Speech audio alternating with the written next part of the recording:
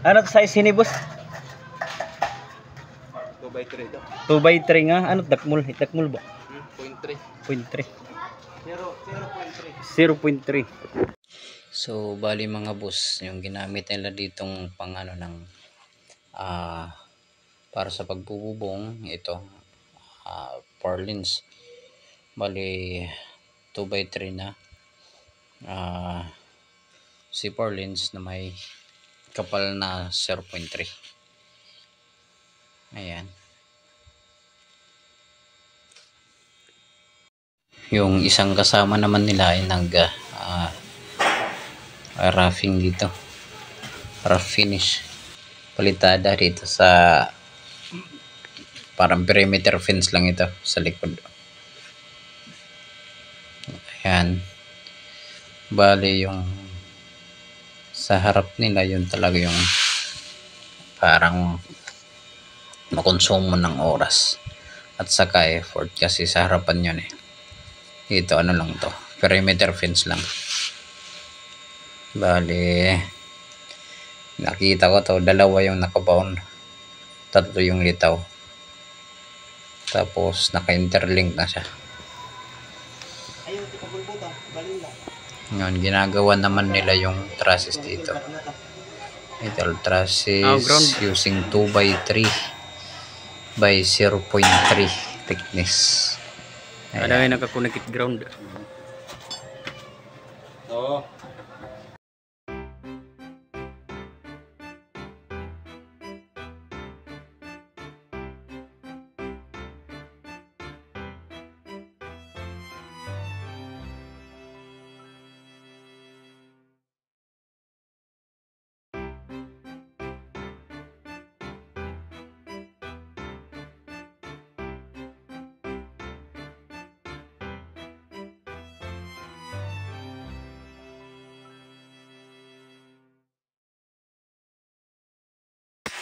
Kaya saludo ako talaga sa mga construction worker.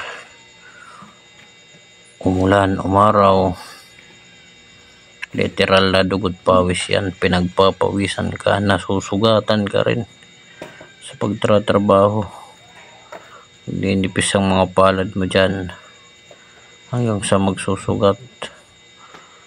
Yung mga bagay na matutulis na maaaring makasugat sa kanila, sa atin. So kung sino man ang itatrabaho, tapos sobrang nakakahapo yan. Kaya sa lahat ng nagtatrabaho dito talaga mas lalong humahanga. Sobrang bigat trabaho na to.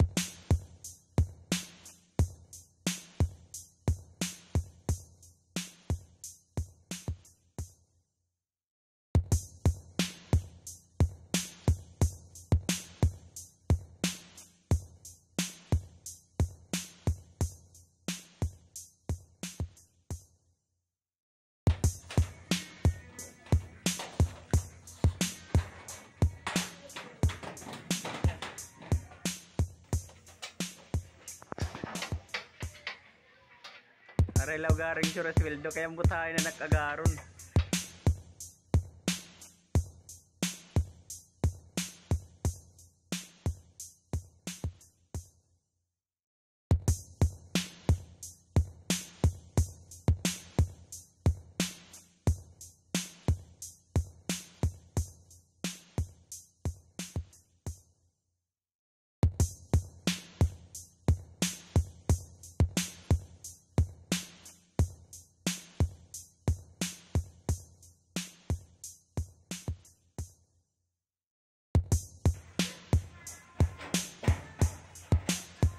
So ngayon naman mga boss, mga idol, ito naman yung tirada nila sa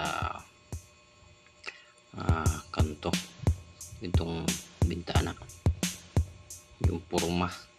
Nilagyan nila ng purma yung gilid para hindi na kailangan masyadong mahirapan sa paghagis ng halo. May kanto na agad. Ayaw ginagawa pag mga pakyawan. Kasi pag-arawan lang, lalagyan lang nila ng tansi. Dito, ano na talaga yan, diretso kanto na. Meron na siyang kanto agad. Habang hinahagisan.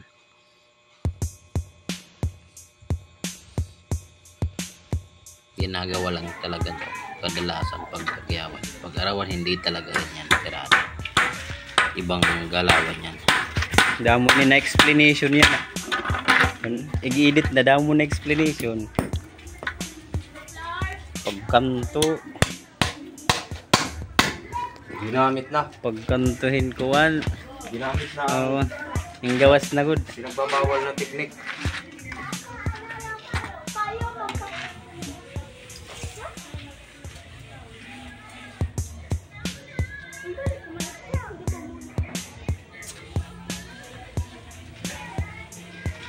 Ginamit na ang pinagbabawal.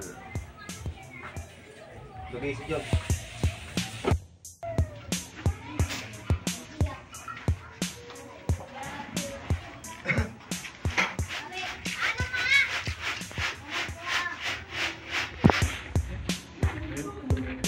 Tutok-tutok.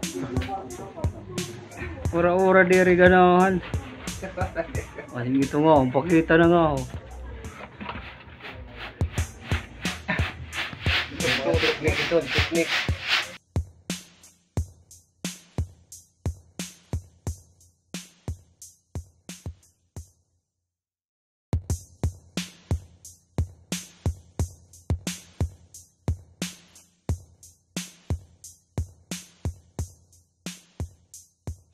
Bali mga idol, yung oras nito nasa lampos alas 4 na. Parang tatapusin lang siguro nila, ubusin lang nila yung natitirang halo para maipahid sa wall.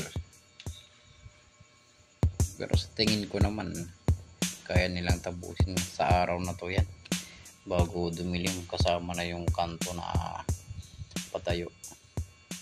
Hindi kasama yung header, pero kayang tapusin yan. Kaya lang ayaw na nilang maghalo kasi gagabihin daw. Kaya ayan, pahid lang muna. So ayan mga idol, hanggang dito lang muna itong video natin at i-update ko na lang kayo ulit sa susunod na video sa araw ng trabaho nito. Tayo, ano nasa isip nyo, nasa magkano ang gastos itong harap lang na ginagawa? Lagay nyo sa comment. Thank you for watching.